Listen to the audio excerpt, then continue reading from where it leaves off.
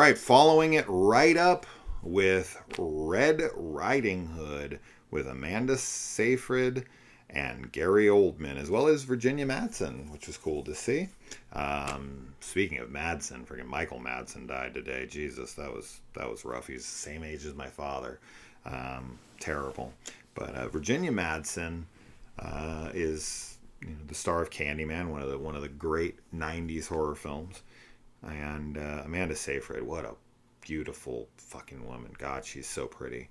And the always wonderful, amazing Gary Oldman. So cool to see him here. Now, this is from the director of Twilight, and that is definitely the crowd this is going after. This has nostalgia for like young girls in the time period in which this came out, written all over it. That is 100% what they're going after. That is why this director was hired. This is absolutely aimed at that crowd. So I'm not the crowd that this is aimed at all. I'm much more into Hansel and Gretel Witch Hunters with Jeremy Renner. That movie rules. I don't know how close in time that these came out together, but that's definitely my preferred of these. That's much more up my alley. But I didn't hate this. I just think that I'm not the target demo. But there's things about it I like. It's fairly predictable. It's can be a little melodramatic, and it can be very like teen romance tropes, but that's okay. I don't care. I don't mind that if it's good. This is fine. This is fine. Just like the first Twilight. The first Twilight is fine. Like, I've seen it a couple times. My kids love it. They're obsessed with it right now. They're watching it like every night, which I honestly didn't think was going to happen, because I just thought they'd be something else. But somehow out of nowhere, they just got super into Twilight, and they talk about it all the time now, which is kind of funny. The rest of the movies in that franchise are just garbage to me. Especially once you get into like the Breaking Dawns and whatnot. I was like genuinely shocked at how bad Breaking Dawn 2 especially was, like with the CGI baby and Jacob imprinting himself on Bella's baby, and the did I mention the CGI baby? I forget which thing I said first, but just weird shit. The whole thing with the dream, the whole takesy backsies thing, fucking insane. If you haven't seen the Twilight movies, there is some weird, wild, crazy shit that ends up happening. Something kind of like you have to see to believe. Like, I'm kind of glad I watched them just for that fact alone. Just for like, just the sheer like awe that I was in while watching it. Like, holy fuck, like this is really where the story went.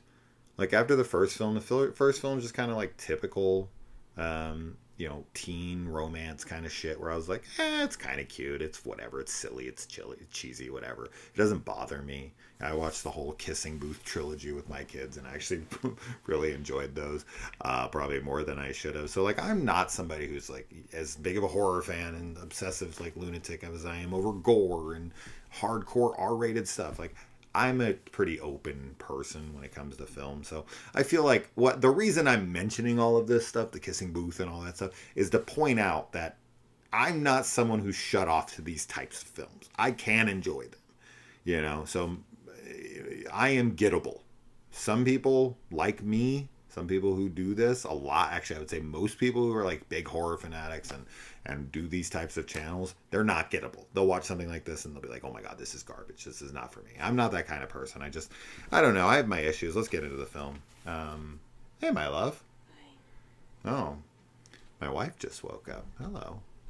Speaking of the big bad wolf. Actually, I'm the big bad wolf and you're Little Red Riding Hood. Yeah. All right. So, speaking of Twilight here, of course, we have Billy Burke, Bella's dad, in here. And I actually found an interesting connection here. Where is it? I wrote it down. If I can't find it really quick, I'll bring it back up. Here it is. Oh, right. So Gary Oldman. So the wolf in this actually reminded me a lot of the one in Harry Potter, Lupin's werewolf, but it also kind of looked like Padfoot, because the werewolf in Harry Potter, I should say, Lupin's the werewolf, but it looks more like Sirius Black's Animagus, the dog that he is, the Grim, as Trelawney would say. But yeah, Padfoot, it looks kind of like him, which Gary Oldman plays Sirius Black. And then, obviously, in Twilight, the wolves are also, like the werewolves, are also dog-like. They're not bipedal. They're not standing up on their two paws, and that's Jacob. And both of their characters are named Blacks, Sirius Black and Jacob Black, and they're both reminded me of this wolf in here. And the director of this not only did Twilight, which is connected to Jacob Black, but also Gary Oldman is in this, who plays Sirius Black. So I thought that was kind of a cool circular kind of thing there for how I was seeing it. I was like, oh, that kind of looks like Jacob, and that kind of almost reminds me of Sirius. And then I'm like, wait a minute, connection. And then I realized both their last names were Black. So, okay, anyway, pat myself on the back for that little connection, that random connection. Okay, and then we find out kind of the lore of this town, and that they live in the fear of the wolf, which, spoilers for the movie, is how they end up living the rest of their lives, because Valerie can't seem to let them in on the fact, of course, that she did kill the wolf. There's another wolf out there, her boyfriend, but she doesn't want anyone to know, because if they know that he was related to her, then they would kill her. So this town has to live in fear of the wolf even after it's been defeated. This movie did remind me a bit of a mix of, like, if you took the Salem witch trials and you put them in The Village, M. Night Shyamalan's The Village. It kind of felt like The Village mixed with the Salem witch trials. That's what this felt like to me. And Virginia Madsen's given a real good pep talk here, old school type shit, when, she wants to marry one guy. Amanda Seyfried's Valerie wants to marry Peter, but she wants her to marry the blacksmith because he has money, and she wants him to, she's like, I know what a woodcutter makes. Like, you're not marrying him. You're not gonna ever want for anything again if you marry this guy. And like, she's like, I didn't even love your father when I married him, but like, I grew to love him.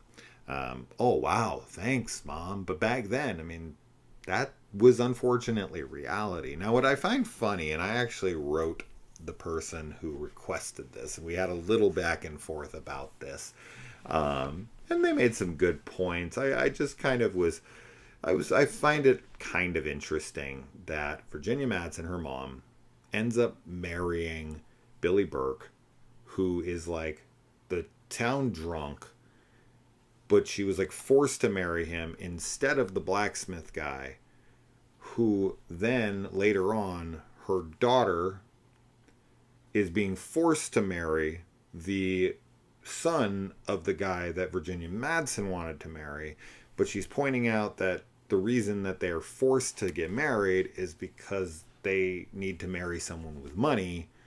So the blacksmith wasn't wealthy enough for her to be forced to marry when she was a kid, but now his kid is wealthy enough for her to marry. And then I was like, man, she should have stayed with the guy she was wanting to be with in the beginning, because now supposedly he's the wealthy guy that they want to marry her off to, like the son of. So, I was asking her about that, and they were like, money marries money, so he must have been wealthy too. But like, I guess that other guy, my guess is that he didn't have money, then he surpassed him, and now his son is good enough to marry. I also think there's a part of it where Virginia Madsen is doing this like vicarious love where I couldn't marry him, so you can marry his son, and then we'll technically be together because you married his son, and then he'll be your dad, and we'll be parents together, and he'll be your dad, and I'll be your mom. You know what I mean? So, like, I almost feel like there is a part of that for her that she wants her to be with him so she can be closer to the guy she wanted to be with all along. I don't know. Just a thought. And then, yeah, so Oldman's character is called in because the wolf is coming in to town, killing people, and he brings in this like elephant, freaking, I don't like oven basically that he roasts people in to question them. And then the people there are very Jaws like, where they kill a wolf, and they're like, we got the wolf, and the Hooper character comes in and is like, that's a shark, that's not, I just want to make sure that's the shark.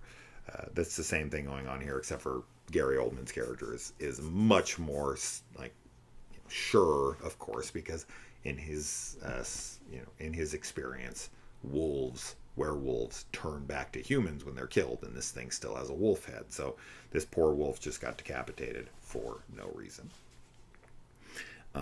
So yeah, he tells them like that there is a blood moon, and only during those 3 days or something of the blood moon is it. Are you able to be turned? So if you are bitten during the blood moon, which he said only happens once every 13 years, which I was getting conflicting data on this with when I was looking it up on Google. I was actually having a hard time getting an answer on when or how often there was a blood moon. AI overview, which is the least fucking accurate thing ever, always, never ever trust AI overview. It is always wrong.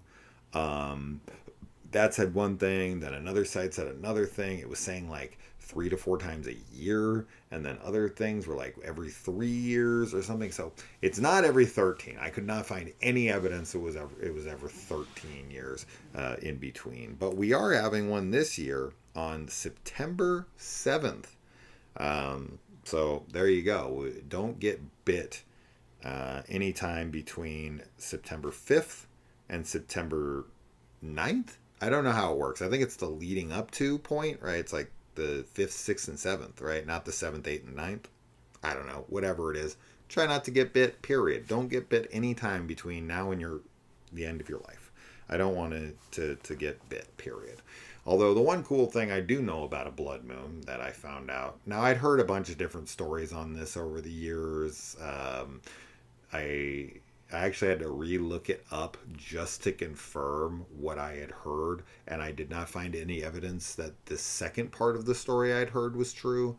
But Christopher Columbus actually used the blood moon in his almanac against a tribe to get food for his crew when he was in Jamaica in 1504. And he told them, like, you're going to anger my Christian God if you don't give us food, and we're going to have a blood moon.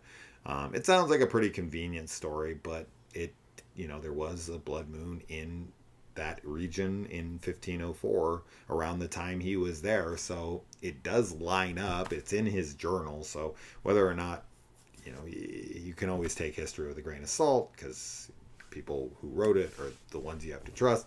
But regardless, the story I had heard when I was a kid was that he did that right before the winter, and they ended up giving him the food because they were afraid of his God, and then they gave him their foodstuffs for what they had accumulated for the winter, and he took their food with them and left them behind, and then they all starved to death during that time because they couldn't get enough food. I couldn't find any evidence of that part So it's interesting the things you hear when you're a kid. Now, is that another story from a different thing that he did? I know he's a piece of shit.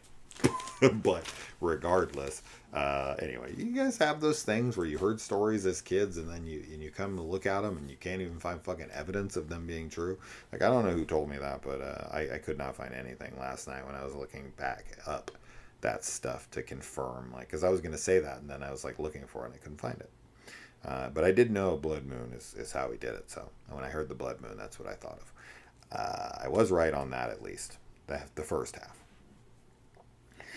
And then one thing that is pretty odd here is that when Gary Oldman comes in, he's like showing the people that, you know, his wife got bit, and then he like pulls out his wife's hand, which, correct me if I'm wrong here, he says that like he has to kill her because she's gonna turn, and I would assume this had to have happened during a blood moon, yes? So he killed her 13 years ago? Is that accurate, or did he just do it, or what? Because that hand has no decomposition on it. Or maybe she was attacked by a wolf during a different time, but no, they only changed during a blood moon. He killed her because she, from what I could tell, was still alive in his story. I only have seen this once. This is my first time ever seeing it, but maybe I misunderstood his story. But I thought he was saying that his wife was bit. He had to kill her because a person bit during the blood moon is a cursed person and they have to die. And then he showed people the hand, and I'm like, he just got there. The blood moon is soon, so that should have happened. And he said it happens every 13 years. So his wife's hand is perfectly preserved in this box that he carries around on him for this story, just to be like, look how hard I am. Like, not hard like a hard on, like an erection. Obviously, like I'm tough. But I found that very odd, and the fact that it has decomposition on it is very odd. Maybe wolf parts. Once you've been bitten, you're that would have been a cool little part of the story. Like, look, it has not rotted at all. Like, this is 13 years old, and it looks like I cut it off her yesterday. So that would be actually a pretty cool part of the story, if you were gonna write it that way. There you go. So there's also kind of a little bit of a paranoia, very, you know, the Salem witch trials here of like the wolf lives amongst you, so it like starts a panic, and everyone starts kind of like looking and pointing their fingers at each other. Then the wolf comes and attacks, and it can talk to Valerie. This is pretty much when I figured that it was gonna be someone related to her. I thought maybe they were gonna just do her grandma, like the wolf in sheep's clothing, or the wolf dresses up like grandma, but this time it just is grandma. But then I was like, okay, it's probably her or her dad or her mom. And then, later in the movie, that was a kind of immediate, like, okay, she's related to it. That's why she's the only one that can hear it. And then, later I thought, okay, maybe it's the boyfriend or something, or it could even be the oh yeah, I'm thinking when her sister is actually the son of the blacksmith. I was thinking for a second, I was like, wait, isn't she? No, it's her sister. That's why her dad kills her sister, which is really fucked up. He finds out that she can't hear him, which means that it's not his kid because his blood can hear him. So he kills her, which is really fucked up. If I found out my kids weren't mine, like biologically, I would have zero desire to kill them. Zero. Less than zero. And I would also have no interest in leaving them as their father. Like, 12 years in, those are my kids.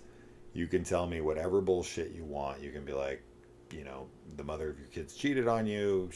They're not biologically your own kids, whatever. I don't care. Like, it would hurt. It would suck. I'd be bummed. I wouldn't want to kill their mom. I'd be mad at her, but I sure as fuck wouldn't want to hurt my kids, and I sure as fuck wouldn't leave them for any reason. At this point, I'm all in. I'm all in with my kid. So him killing his kid over that is crazy. People's egos are out of control. How could someone cheat on me? I'm the greatest person that's ever lived, and everyone should die who's betrayed me. And then Yeah, that guy. So one guy gets attacked. The is like commander in chief or whatever is like, he's my brother, and then Gary Oldman kills him immediately. This comes back to bite him later. Ha ha ha ha ha ha ha ha. When Gary Oldman's character is bitten, and then the guy is like standing over him, and he's like, "If you kill me, you'll orphan my kids." And he's like, "My brother had kids," and he stabs him in the heart. That was good. I like the kind of comeuppance of that, and the circular kind of thing there. So I could dig that. And then the mom was scratched during this time. Is she gonna turn? Like, I don't know. I guess it has to be a bite. It's not just a scratch. And in a lot of lore, scratch or bite does the same shit. But I guess not in this. It actually has to be a bite. Very zombie like. And then Henry is the other guy. That's his name, not Peter and Henry. Henry is actually pretty cool. He's actually takes her rejection and everything. He catches her with Peter in the like stables, making out and getting down and dirty, and he does the right thing. He doesn't get jealous or murderous. He doesn't want to go after the guy. He just wants to help. He wants them to be together. He wants to protect her. He's a good guy. Very, very, very commendable. Uh, Definitely my style of guy. Doesn't get all up in arms thinking he's, you know, betrayed and oh my god, how could you? It's like, move on, dude. There's plenty of other chicks. Um, and your fucking marriage was arranged anyways. Get out of here. You didn't think she was actually into you. Yeah, they straight up do the witch trials in this. That's why it reminds me of that. They put one of the dudes in the steaming elephant, which is crazy. That's just such a horrible way to die, to be steamed, like cooked to death. Awful, awful, awful. And then this one girl whose brother is being like interrogated. I think he's the guy that's in the elephant. She like goes to him. She tries to offer him money. This girl couldn't be more than 18, 19 years old. She like offers her money. She offers him her body. She like takes off her thing. He like makes her turn around and he like laughs at her. And then she like exposes Valerie as a witch. This is her like kind of last ditch effort. And the way she's like proving this is by saying like, at first she should have led with the ending thing. But regardless, she buries the lead a bit here by saying like, she can climb the tallest trees and she can run faster than the rest of the girls. And I'm like, okay. And so she's more athletic. That makes her a witch. Like, although back then, that's kind of like grounds for that kind of shit. If you look at those memes or whatever, and the girl can do that like finger thing, right? You know, where you do the fucking the thumb over the oh, and they're like, you witch. Have you guys ever seen that meme? It's funny. But that's basically what you had to do back then to get branded as a witch. But then she says like, oh well, she can also talk to the wolf. It's like, once again, you buried the lead. You could have just started with that. But girls in the town seem to be jealous of her because the other girl, when she's like gagged and tied to a freaking post and whatever, she comes in like is trying to say her goodbyes, and then she's like, I'm glad this is happening to you. I knew there's something wrong with you. You were always just too pretty, and is she one of the girls that stands in front of her at the church? I couldn't tell. Was that one? That was her, wasn't it? The girl who got in her face. It was like her, and then the girl who offered her body for her brother, and another girl. Was that not the girl who was like, "I'm glad you're fucking dying. Fuck you." Put a finger in her face, and then like 2 seconds later, she's like standing by her side in front of the church. Like, am I crazy, or was that not the same? One of those girls was not that girl. Please correct me if I'm wrong. I thought that was her, and I was like, what? What a fucking weird flip. So fast. So fast. She flips that quick? No way. I gotta be wrong, dude. That's way too fast. And then, of course, he does, Gary Oldman character does that classic thing where he's like, I'll release your brother. And then she's like, you said you'd release him. We did, and release him from the mortal coil. Ha ha ha. Another thing that's overdone in films. We'll release him by killing him. Yeah, Henry wants to help Peter. Definitely the better man here. Peter wants to get up in his face when it's like he's not even doing anything to you. He's being nothing but cool. And then the yeah, the werewolves can't come onto sacred ground. Is that typical in werewolf movies, or they can't come into a church or anything? I know vampires can't, but is that typical for werewolf movies? I can't remember. Anyway, we get the famous lines from Little Red Riding Hood. This is basically right after the consecration grounds and the burning of the paw, and he runs off. Um, that's kind of when it turns into like Little Red Riding Hood, the last like 5-10 minutes of this film. So she gets her famous lines of like, "What big teeth you have, better to eat you with, my darling," in her dream of her grandma, which makes her think like, grandma's in danger, I need to go and see her, I'm having a vision. So she grabs a basket and her Red Riding Hood, and she sets out to grandmother's house. So we go, and she meets Peter along the way, which she thinks, Peter and the wolf, huh? Is that why he's called Peter? That's actually funny. I'm assuming that's why. Except for at the end of this movie, it's Peter is the wolf. But yeah, no. So she encounters him along the way. She thinks that he is the wolf because she sees the glove that he's wearing, and it's like he's covering his hand because he was burned. Where was he? So she attacks him, and then when she turns around, he's gone. And then she goes to the house, and then she thinks it's her grandmother, but it's actually her dad, who's doing a killer grandma voice. I don't know how the hell he did that, but he's like, she figured me out, so I had to get rid of her. So grandma's dead. So daddy is the wolf all along. He tells her the story, very Bond villain like, where he has to tell her everything. Although in this regard, I would say this actually makes sense because he does want her ultimately to come with him. He's not trying to kill her. He's trying to turn her. He wants to bite her. He wants her to live out her days with her, like with him. He loves his kids. And when he finds out that one of his kids isn't his kid, he doesn't love his kid and kills her because he's an unhinged lunatic / werewolf. And then he ends up killing the lover who also, made his daughter. So he goes after both, which is, I think that's pretty obvious. Where who's the killer once that's pointed out? It's like, oh yeah, of course, that makes perfect sense. Like, the daughter is this guy's kid, and then this guy ends up dead, and he's like drunk, he can't deal with what he's doing in town. It is pretty obvious who the killer is in this, or who the wolf is. He does seem to have wolf powers during the day, which he, like, his eyes turn, and then he attacks the guy and throws him across the house and everything. So I don't know, the wolf powers during the day is odd. I don't think that's typical with werewolf movies I've ever seen. It's usually you have to wait until nighttime of the full moon, but regardless, whatever, this is how this one works. And then, like, he's going to kill Peter, and she's like, Papa, I have something to show you. And he, like, just immediately turns around and is like, what's that, darling? And, like, walks over to her. That is a pretty stupid scene, to be completely honest. That is a really dumb scene that could have definitely been written better.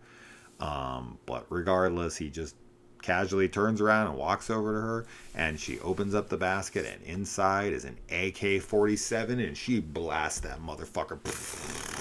No, I'm just kidding. It's a hand of Gary Oldman, who has the silver fingernails. He went and got a good old silver manicure, got those sharpened to a point, and she uses that. His back is turned. The Peter hits him with some kind of a weapon, and then she stabs him with fingernails, which are strong enough to penetrate a werewolf's chest and kill him. So that fingernails, really, they're like this long. Like, the tip of them off of his fingers are like this long. Like, no shit, they're not even an inch. They're like a quarter, they're like a half an inch, maybe 3/4 of an inch. And she's able to stab those through his rib cage into his heart, killing him instantly. I don't know. I don't know, man. I feel like the weapon the guy throws through him should have, like, pushed his heart through his chest, and then she could have stabbed the heart with the nails, because the nails just aren't long enough. Or make Gary Oldman's nails longer because they ain't long enough or strong enough for a hand to go through a chest, whatever. Anyways, so yeah, they bury the remains of the dad, keep it a secret. He's like, I got to get out of here. She's like, I'll wait for you. I knew you'd say that. And then, one day in the future, whenever that is, we get the kind of epilogue of him returning, and she sees him out in the woods and smiles like little Red Riding Hood's gonna fuck the wolf now. In Snow White and Tale of Terror, you got Snow White fucking the dwarves, and in this one, you got Red Riding Hood fucking the wolf. So a lot of horny writers around this time flipping it and being like, who can our main protagonist fuck? Right? You got Cinderella. Who'd she be fucking? She'd be fucking one of the mice. She'd be, or one of those horses that pulls the carriage. Like, yeah. I'm done. What am I doing? It's 1 a.m. That's that. Red Riding Hood. I'm glad I checked it out. I've always wanted to see it, so I'm glad I watched it. But yeah. Anyway, that's that. Thanks for the recommendation. Thanks for the Patreon donation. Of course, as always, if you want to check out Patreon, if you want to become a member, any of that stuff, support the channel. We really appreciate it. I almost never mention that on the channel, but somehow I'm begging for money, supposedly. Just kidding. I'm just bringing up like one guy's comments all the time. I just always find them funny. I only bring it up because I find it funny genuinely. That's that. I'll see you in the comments. Adios.